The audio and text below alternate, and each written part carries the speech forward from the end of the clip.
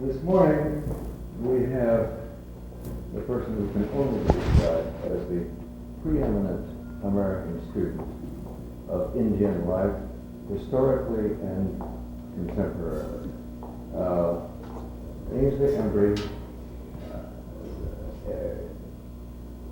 native of Nova Scotia, who served in the Royal Canadian Air Force, Bomber Command, and who did his early education and university work and first of his theological studies in Halifax, came to the United States nearly 40 years ago, and since then has had a multifaceted career as the leading American historian of Indian life, being a professor at Columbia for nearly 30 years. 30 years? More than 30 years. More than 30 years. At Duke for a time, and taking a master's at the Union Theological Seminary, being ordained, and a PhD at Columbia. In this, he fitted in a couple of years to teach at Duke as well. But he started out as professor of history at Indore University in India for 10 years. And the exposure that he and his wife had there, the kind of exposure that happens to a lot of us, once bitten, we all stay bitten on things Indian. Ainslee has also been an administrator. He was associate dean, acting dean, chairman of the School of International Affairs at Columbia University. He was the counselor for cultural affairs at the American Embassy for a couple of years, and very recently returned to India with Ambassador Frank Wisner as a special assistant to be in touch and help Ambassador Wisner to make his contacts and his initial understanding of what was going on in India. Ainslee has been president of the American, the Association of Asian Studies, and the Indian American Association. Mm-hmm. Yeah. And has written actively, vigorously, constantly, in terms of the books that he's put out, a whole series of volumes, which, to my mind, were capped by his being editor-in-chief of the extraordinary encyclopedia, 4-volume encyclopedia of Asian history, a remarkable set that is now on the shelves of anybody who's interested in Asia at all. But you will understand I'm speaking of an old friend, and it is a special pleasure to introduce him here at Madison Avenue Church. Ainslee Embree.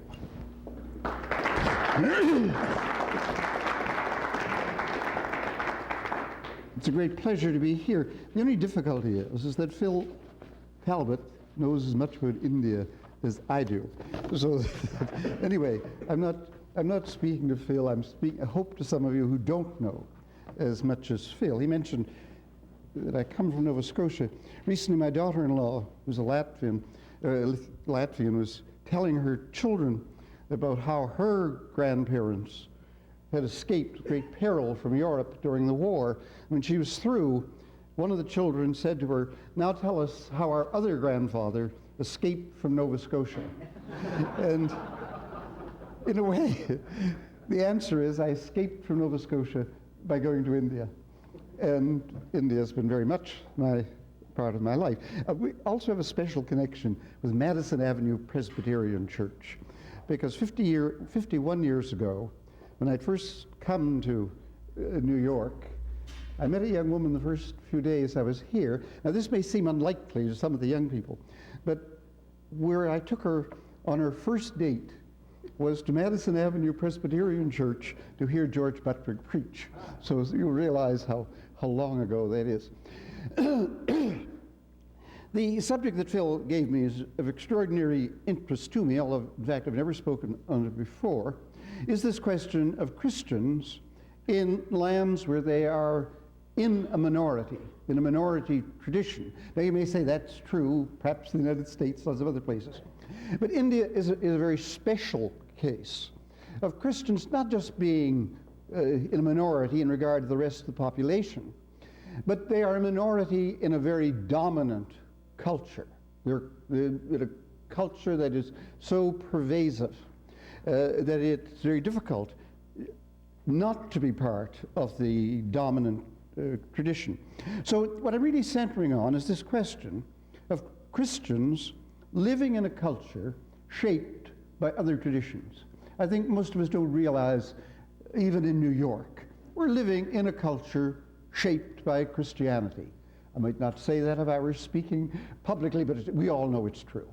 That our lives, many aspects of our lives, are shaped by the fact that we are living in a culture deeply embedded in Christian history and the Christian tradition. Now, it's just the reverse in India with the Christian tradition. But I want to begin by saying there are 4 phases of the Christian tradition in India. And I think it occurred to me as I'm talking, I'm not speaking so much of Christians, but the Christian church. And I really think that one has to focus on the Christian church in the other cultures. And there are 4 distinct phases. First of all, the Christian church in India is almost as old as it is in many European countries. The church in South India goes by various names, the Syrian church or the Thomas church. They believe that the gospel was brought to India by St. Thomas, one of the apostles. Now, this may or may not be true. We have no real proof of this. But what we do know is that since the 3rd century, there has been an active, dynamic church in South India. And I stress this, I always stress it when I'm talking in India. Christianity is not a new tradition. It's not a foreign tradition. It has been there a very long time. However, while that church has survived through all the centuries, it has become, or became, I think it's fair to say, almost like a caste within Indian society. The Christians prospered, this particular group.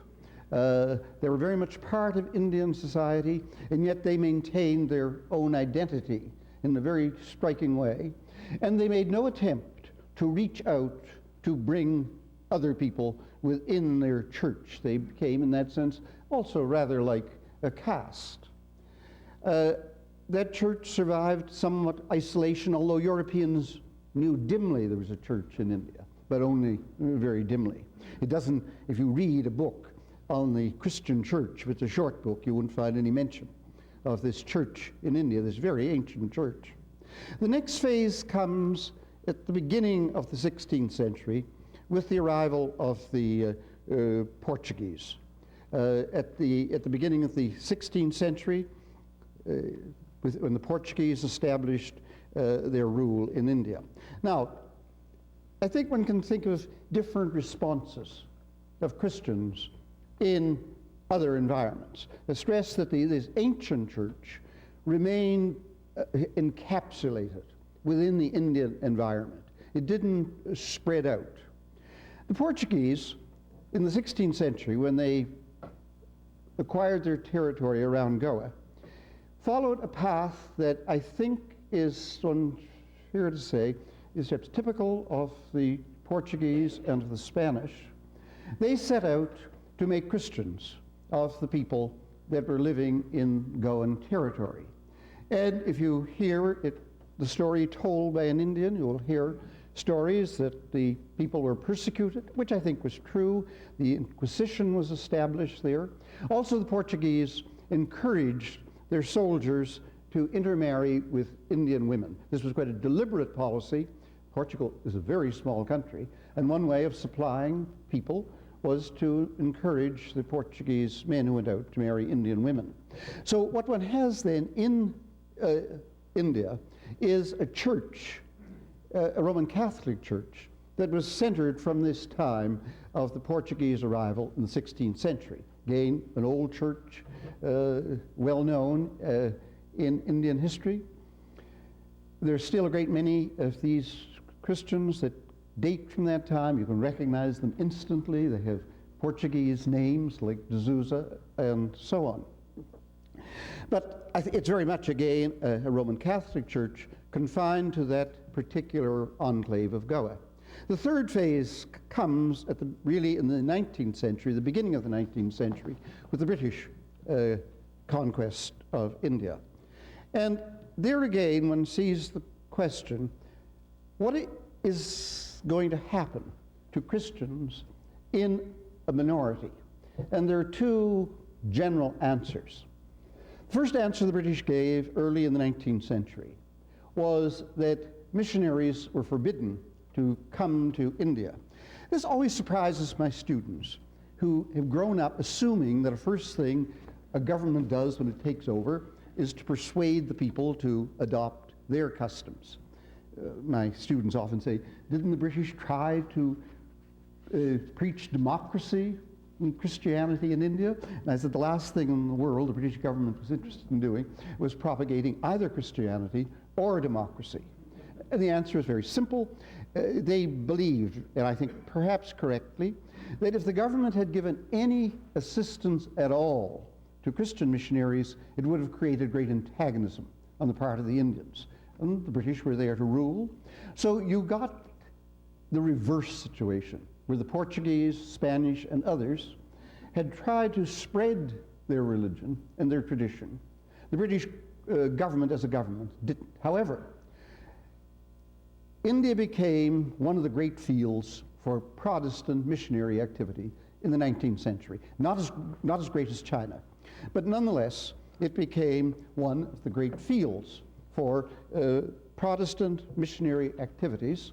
And I may say, I think it's fair to say, the Presbyterians, the American Presbyterians, of all the Protestant groups, took the leading role in spreading the gospel in India.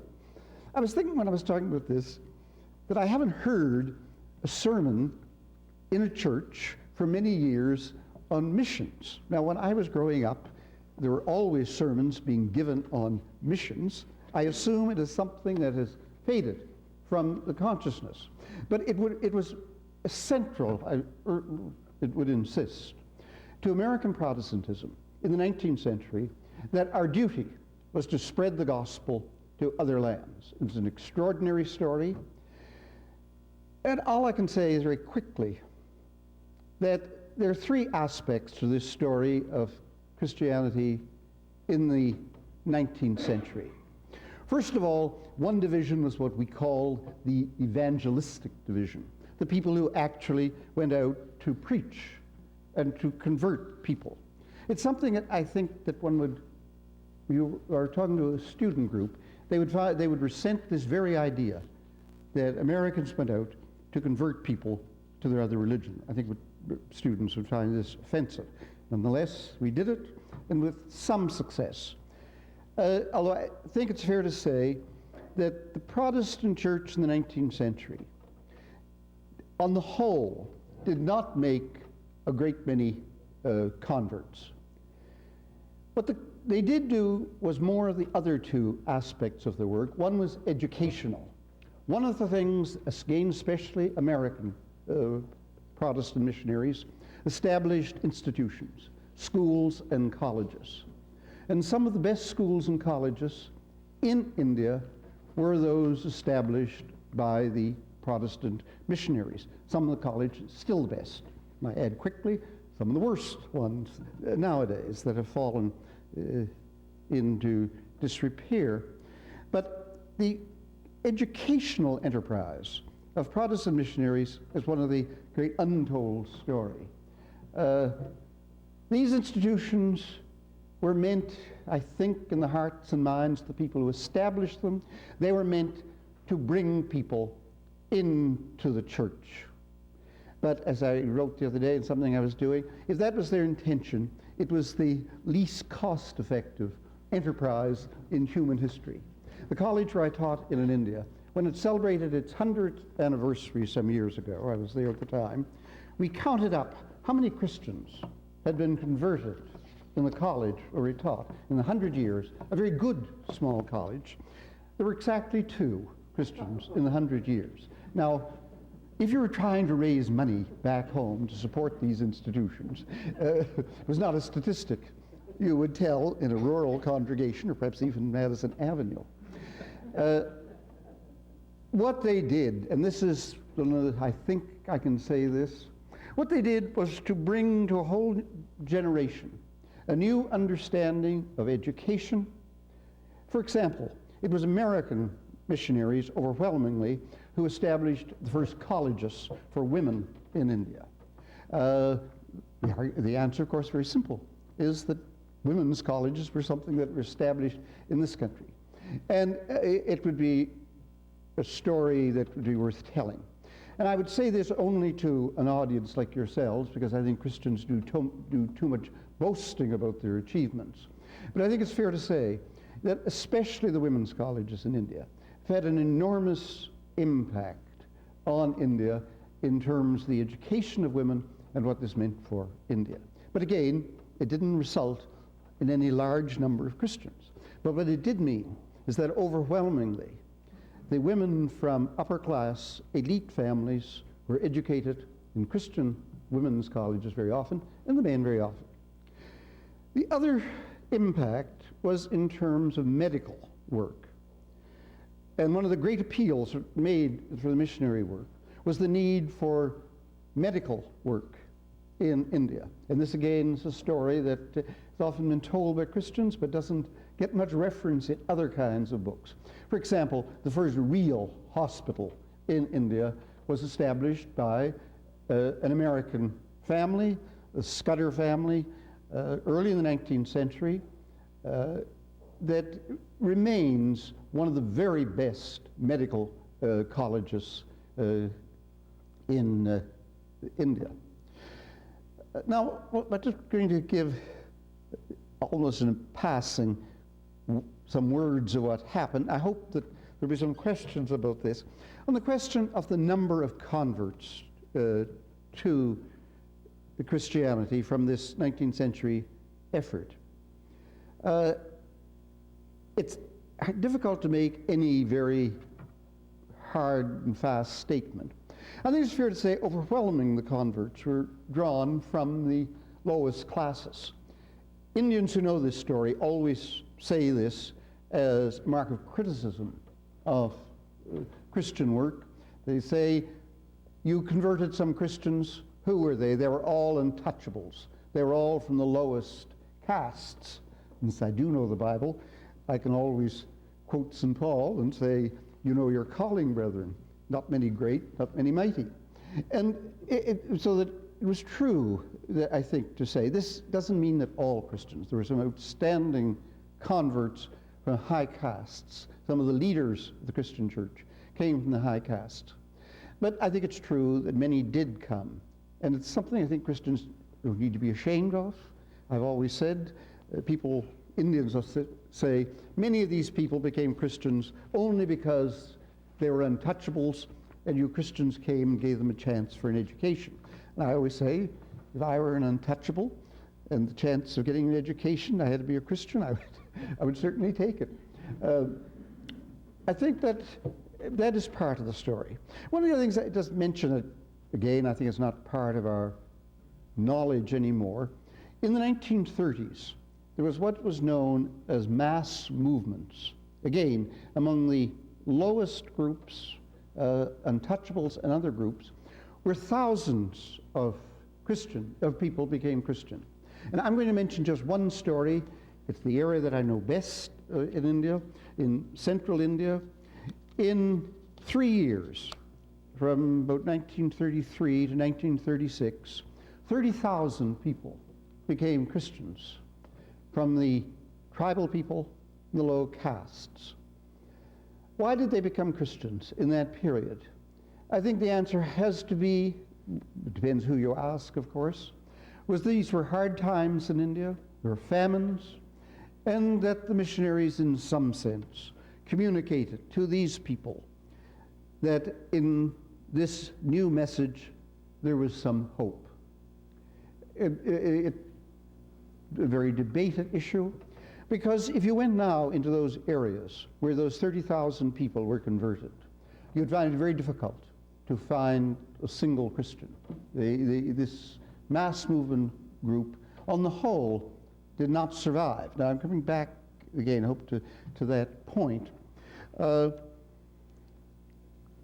other thing that begins to happen at the end of this phase, in the 1930s, is increasing criticism of Christian missions by Indians themselves.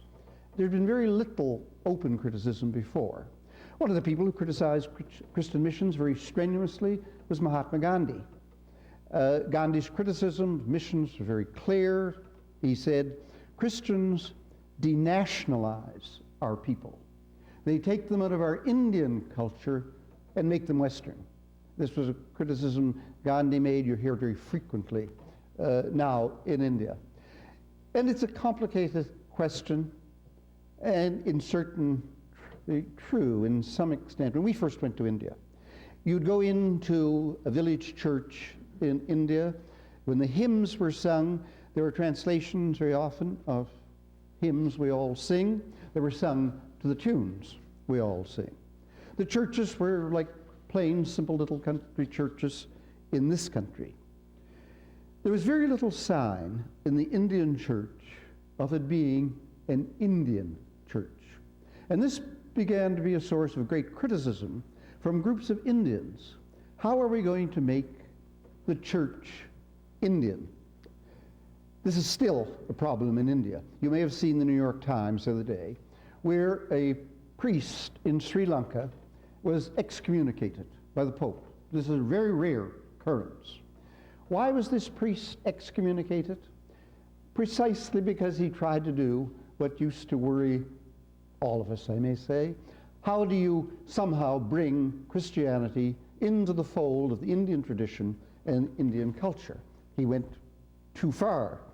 And the cardinal who's in charge of this said in a very interesting statement, he said the great error of Christians is they try to bring Indian mysticism and spirituality into Christianity. Now, many of us would have said that would be a good thing to bring Indian mysticism and spirituality. But what the Catholic Church recognized, that this is the way to syncretism.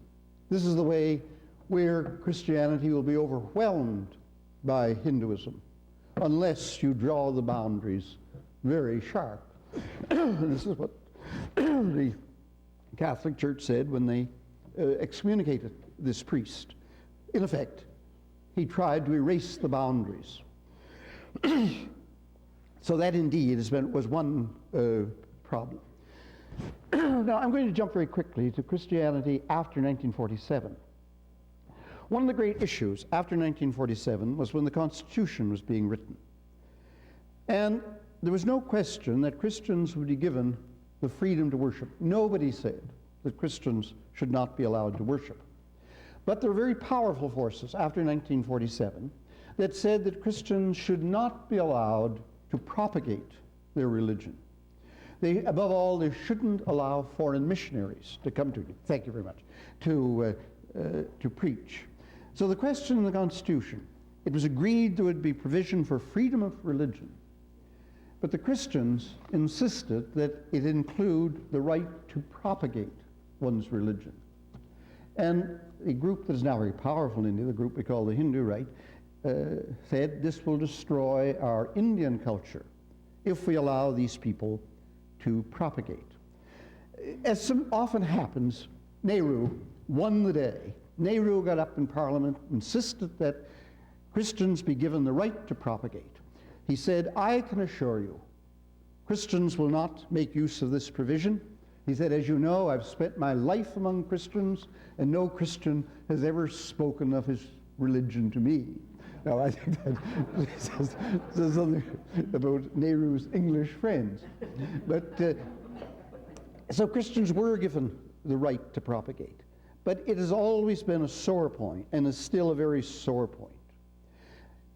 Should Christians have the right to convert people? Now, we may say, what's wrong with it? We're all accustomed to our students at college becoming Hindus or whatever. We don't care. It is not true in India. Conversion to another religion in India means you're cutting all the family ties. You're cutting everything that's important in your culture. By moving into a new religion, you're abandoning it. Now, the curious side of this is that Indians, on the other hand, insist that Hinduism is the most tolerant of religion. Phil left an extraordinarily interesting book to me, I'm sure to nobody else, a report that was made of Christian work in the area where we lived for many years in India. They summed up the criticism of Christians in this particular area, and they said it's true of Christians everywhere, is that Christians insist that their religion is the only true religion. And I hear this constantly from Indians. They say, you know, we have no objection to Christians and Muslims. If they're going to worship, that's fine. But they make this claim that their religions are the only true religions. And the Indian Hindus always say, this is what we find ultimately offensive about Christianity. It's not Jesus. Any Hindu will say Jesus was marvelous or wonderful teachers. Gandhi always said this.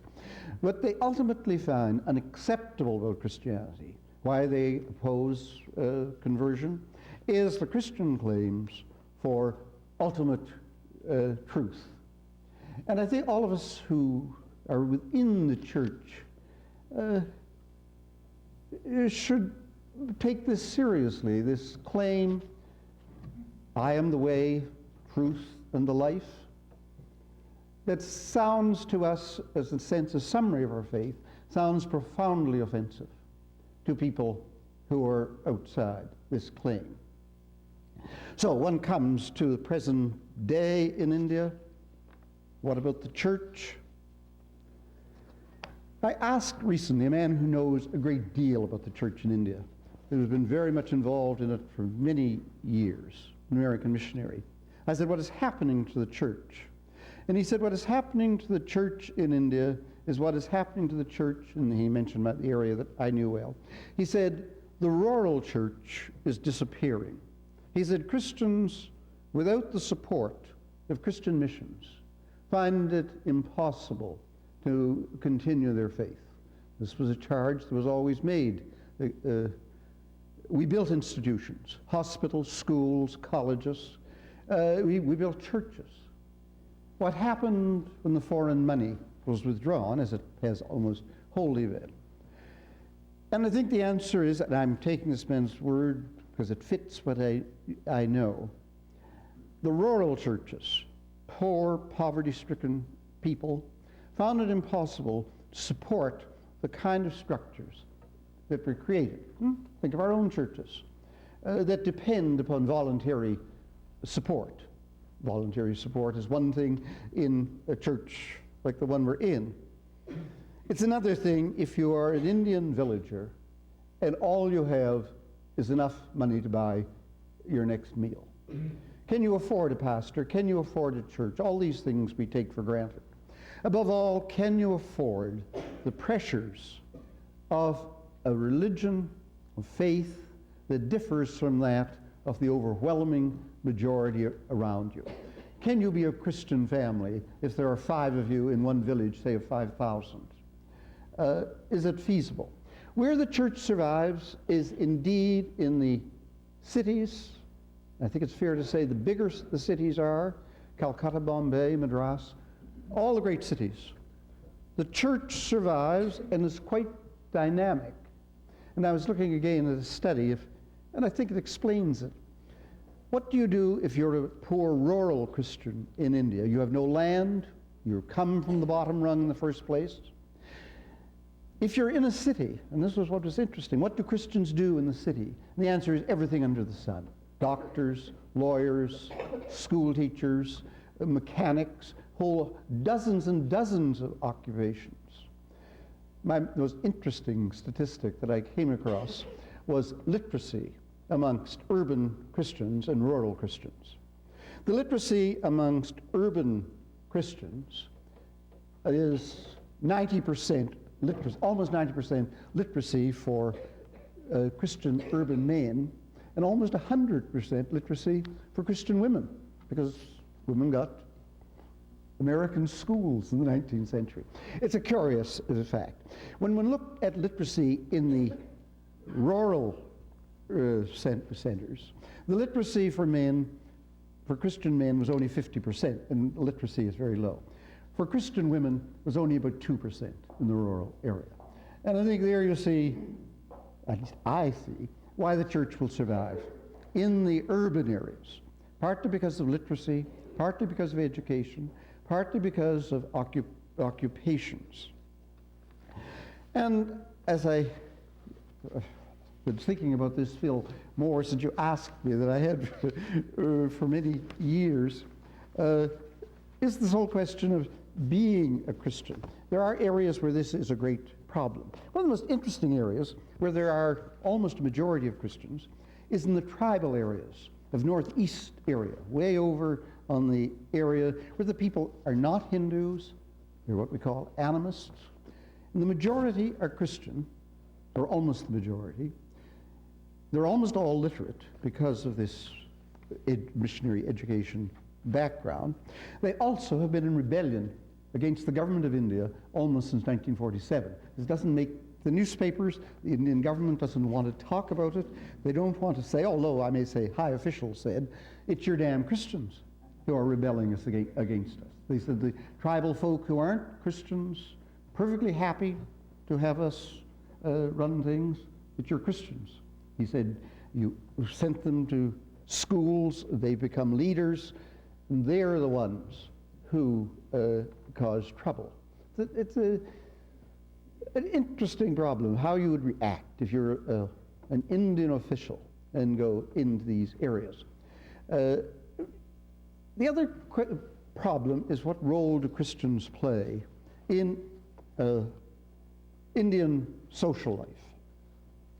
I would like to say they are prophetic voices for social justice, for standing up for human rights and other things. I think I have to say that on the whole, educated Christians have done very well indeed in India, in government, business, medical professions, and so on.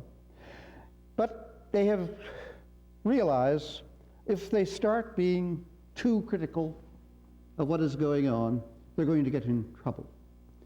If Christians, for example, started denouncing the government of India's record on human rights, as some of us do, they would be in difficulty. They, in a sense, Christians have to go with the majority, with the government, so to speak. It's a hard issue to face, but I think, again, I suppose if I were a Christian, I would be in the same situation. So that when you come at the end, I would say, yes, the Christian church in India will survive. I doubt if it will grow, except by natural increase. The pressures against any kind of conversion movement, the only place that there is growth taking place is in what is called, and this is largely in South India, charismatic Pentecostal churches. There is enormous vitality in the, not in so much in the cities in South India, but I'm told in the villages of charismatic Pentecostal Christians. Again, it's among the lower groups, not the educated upper classes. And I questioned a person who knows a great deal about this. I said, is it the Americans again? And she said, well, it's partly the Americans. But she said, it is Indians themselves who find in this charismatic Pentecostal message something that they don't get in the churches that exist. And of course, we know that this is true, places in Latin America. So when it comes to look at the Christian church, it seems to me it's a dynamic part of the Indian social fabric, but certainly not what some of us believed once. In the literature that one reads, say, in the 19th century, even when I was young, which of course is a long time ago, there was this faith in John R. Mott's great phrase, the world for Christ and our generation. Mott believed this. Many of us believed it. I doubt if in the church, except perhaps among the charismatic groups or Pentecostal groups, there's any faith that India will ever become a Christian country. For most of it, it's an inconceivable thing. It wasn't inconceivable, I may say, when I first went to India. The older missionaries still believed, although their faith was growing weak. But you now see the possibility of a church that will survive as an enclave, making contributions, not through running institutions, but as Christians become an integral part of Indian life. And that is easy in one direction. It's not easy, as this poor priest discovered in Sri Lanka, when you try to bring Hinduism, so to speak, into Christian faith. Because we all know which may prove stronger. As you bring Hinduism in, its enormous power, its enormous appeal weakens it. That's one of the struggles that knowledgeable Indian Christians are quite aware of. Thank you very much. I'd be glad to have any.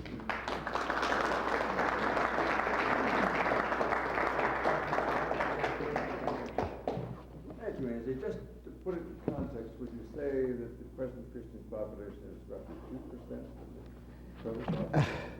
I once said in a talking the other day that there are only a very small number of Christians in India. And there was a person in the audience who, unfortunately, was knowledgeable. He said there are the same number of Christians in India as there are in Canada. In other words, 22 million. But 22 million, you do a quick percentage. 22 million of 900 million. What is it, little over 2%. I mean, it's a tiny percentage, but it is 22 million people. And you would find, for example, most of the nurses in India are still Christians, because that's where they got nurses from. School teachers, primary school teachers, a whole range of things. So that the percentage doesn't mean much, in a way.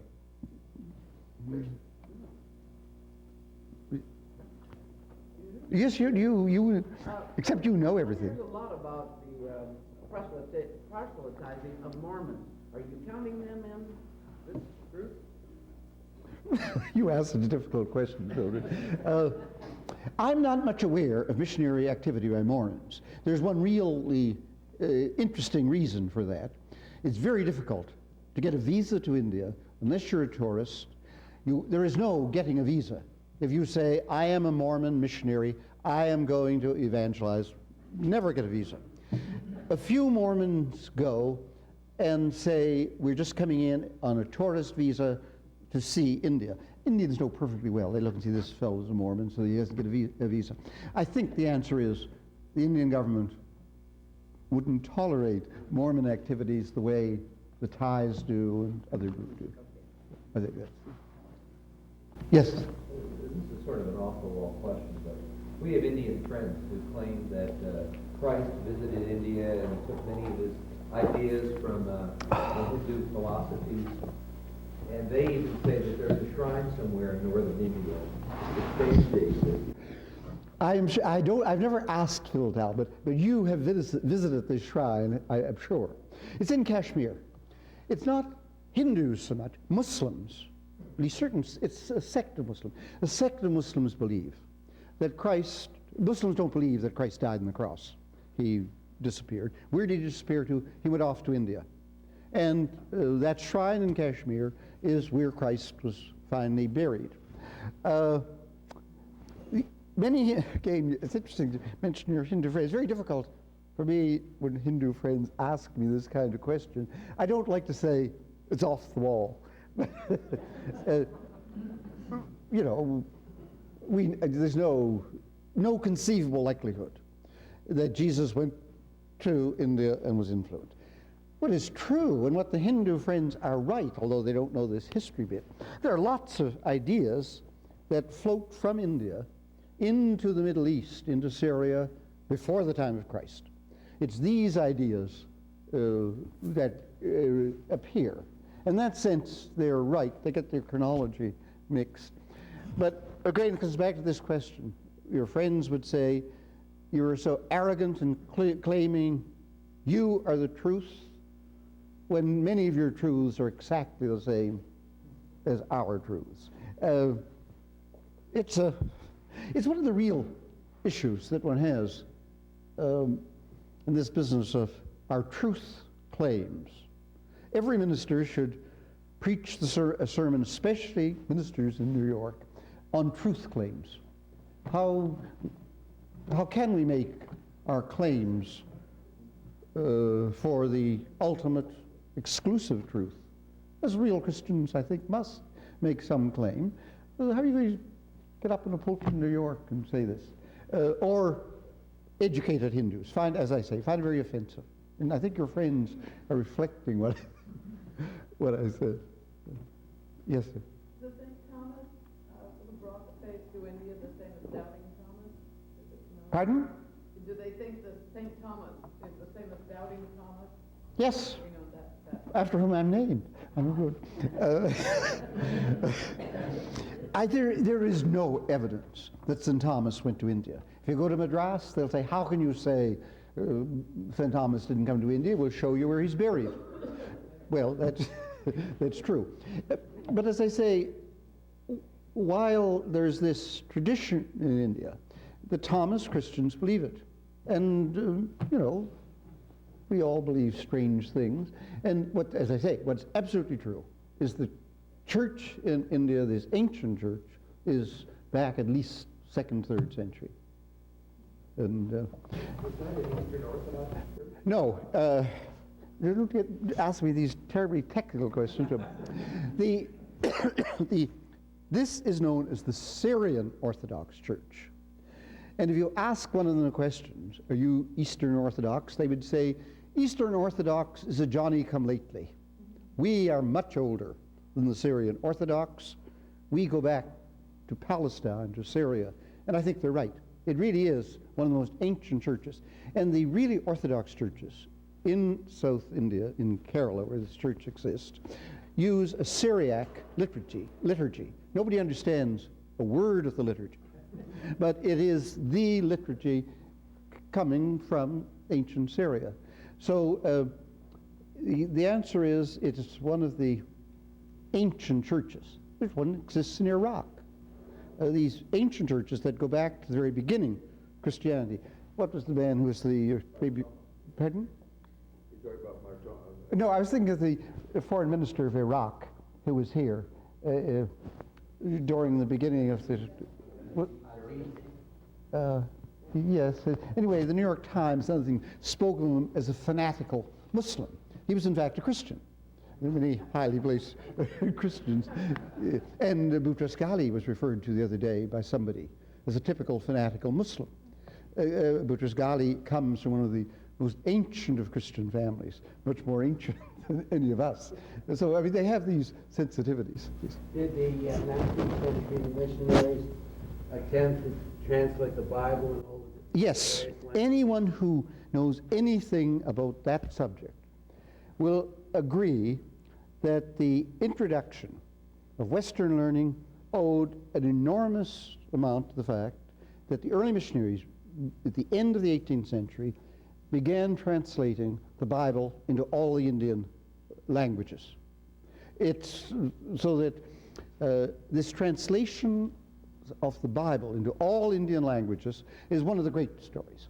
And Indians who know this story will say this has an extraordinary importance in Indian history in terms of the introduction of printing. Printing was known in India right back to the 16th century when the Portuguese arrived. No real use was made of it until the Protestant missionaries began printing the Bible, and then newspapers began printing. No question this is very important in the whole story. First Hebrew Bible was printed in India in 1820, for example. It's an old and deeply rooted tradition. Yes, sir. Within the 22 million Christians, how are the relative strengths of the Catholic and the Protestant Church? The Catholic Church is larger. I wouldn't want to be too accurate because of the large number of Portuguese converts back in the 16th 17th century. The 19th century Catholics also carried on missionary work, not as successfully as the Protestants did, as any Catholic would say, you Protestants had more money, they established more institutions. The Catholics have been extraordinarily successful in establishing schools and colleges, especially for girls. For example, the most elite women's school in Delhi is the Convent of Jesus and Mary. The people who send their daughters to the Convent of Jesus and Mary are the elite of Delhi, all Hindus. I once asked a pious old Hindu, why do you send your daughter to the Convent of Jesus and Mary? I said, you're anti-Christian. Why do you send your daughter there? He said, because the nuns are like our Indian women used to be, and will bring up our daughters perfectly. I think that's correct. Also, there's no question of the extraordinary high standard of many of the Roman Catholic institutions in terms of education. Some of the best colleges are still Roman Catholic. Yes, sir.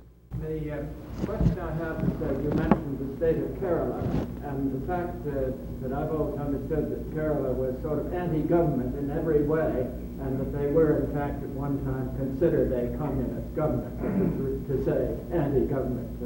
Is there any role that the backbone of Christianity in Kerala has played in this revolt against government? It's 40%, I think, of people of Kerala are Christian. It has the highest literacy of any state except this in the northeast front. It's an interesting, many of the leaders of the Communist Party in Kerala were Christians. There was no, but there is one great exception, and it had to do with education. When the communist governments in Kerala took over the Christian schools, there was a protest, largely led by the Catholic bishops. I said, that you're a Christian in India, you don't make great speeches about some of the human rights and so on. What you will make a stand on is the Christian schools and try to defend them, and the Catholic bishops, and actually the Protestant bishops too. I may say, I didn't mention this at all, the churches in India all united, all what we would call mainline churches, have all united into two churches. The Church of North India and the Church of South India is one of the great experiments in church union anywhere in the world.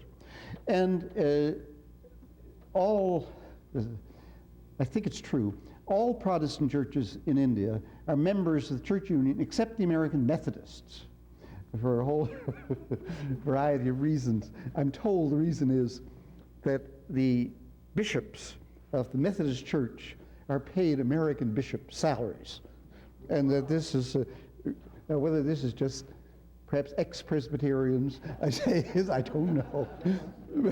But it's an extraordinary story, and they have played a great role in education by being a united church. I'm not sure I got, is that part of the answer? What was the other? Well, my question really had to do with the political climate. Oh, the political climate. I'm hesitating for this reason. The Christians were regarded overwhelmingly as supporters of the Congress Party. That the Christians always believed correctly that that Nehru and the Nehru family, Mrs. Gandhi and the rest, would be a defender of the minority groups.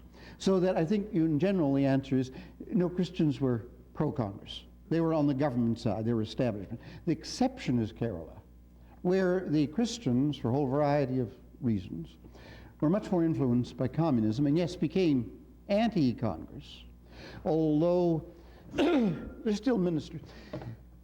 Up until, I think, about 4 or 5 years ago, there was always a Christian in the central government cabinet. I don't think there's been any. And they were almost always drawn from the Kerala Christians. That is, I always say you can't understand Indian politics unless you understand New York politics. The government was always very careful to pick a Christian from Kerala as a member of the cabinet and so on, to show that they were not discriminating. So yes, you'd get a split in Kerala between the pro-government, pro-Congress, and the Christians who pro-communist. In the first place, nobody down in Kerala speaks Hindi. No. So that it was partly, you're correct, the anti-North India. Yes, sir. Stretching the boundaries a little bit, pre-1948, when Pakistan and Bangladesh were part of India, what happened to the Christians? Were there Christians in those areas? And what has been the differences in those countries? I'm going to give you the answer, and I think it's the correct answer, that many Hindus would give. They would say, you talk about the conditions of Christians in India, talk about the condition of Christians in Pakistan. The Christians in Pakistan have had a very hard time indeed. Many of them are poor, so they couldn't come across the line in 1947. The government of Pakistan would say, we haven't discriminated against Christians. They'd point out that the first Chief Justice of Pakistan was a Christian, Roman Catholic. But I think I'm not being pro-Indian, and I say that Indian Christians have had a better time of it than Christians in Pakistan. As you know, Islam is less favorable to other religions, but it was... Pakistan is a curious kind of country, you know, and the fate of the Christians is a good example. All the Christian colleges in Pakistan were taken over by the government. There are no longer any Christian colleges in Pakistan, no longer any strictly Christian schools, where in India, of course, they flourish. This is, again, the government said in Pakistan, we will not have Foreman Christian College, which was the best college, what is now Pakistan. That was the first one they attacked. They said, we will not have this practice of a Christian being head of this college and having a Christian board of trustees. We will appoint a Muslim and so on. Kinnaird, the women's college, survived longer, but I think it too, now, they've insisted on Muslims. So the answer is, I think Indian government has been much more favorable. In Bangladesh, there are not, as far as I know, many Christians, but I suspect they would have the same fate. One has to say, in favor of the government of India, it has really tried not to discriminate against any of the religions. Yes, sir. In light of your comments about what the Christian church used to do in terms of proselytizing, is it your thought that either the internal Christian church in India or the Christian church outside of India should be doing more? In terms of proselytization, foreign missionaries going to India, I mentioned in passing, we all were accustomed to sermons on foreign missions. As far as I know, that has ended in all the mainline Protestant churches. Would you ever have a sermon here on raising money for send missionaries to India? I can't imagine it. I'm going to ask a final question, and it'll come on this point. But you may want to... Ainslee, would you talk a little bit about the Dalits and the Dalit Christian movement? There is these days an effort to set up a presbytery in Uttar Pradesh among these Dalits who are untouchable, low-caste people. And there is an effort this year to raise money to support the creation of this presbytery. Ready to raise money here? What's that word? Dalit, it means oppressed. And the untouchables, the more militant group of untouchables, have taken the name Dalit. When they started their movement 15 years ago, they took as their name the Dalit Panthers. You know where they were getting their idea. They just translate the Black Panther language. Many of these people were Christians. I'm not familiar with this movement. I must say, I hope American Presbyterians or American churches will not support setting, I mean, it's fine if the Dalits want to set up their own church, but I don't think we should be seen as supporting a church. The Indian government would say, here we come again, this is imperialism again, it's moving in to these most oppressed people, these desperately poor people, and using American money. I guess I would have to say, well, you know where I stand on the subject. But what about Christian Christians inside? inside India are a very different thing. It is Indian church is not a missionary church. I think it's fair to say. They sometimes talk, but in general, I think their answer is, in really practical terms, we have enough struggle to keep our structures going. How do you support these institutions, schools, colleges? There's no way they can be supported. And it would seem to me that certainly the foreign role in conversion is over. I think the Indian churches will continue their own vitality, but they will not go out and seek a missionary movement. I think this is in practical terms. I must comment that Ainslee and I had agreed in our discussions that this topic is an impossible topic to try to condense into 1 hour. Reverend Professor, Dr. Embree, you have done it beautifully, and we thank you very much indeed.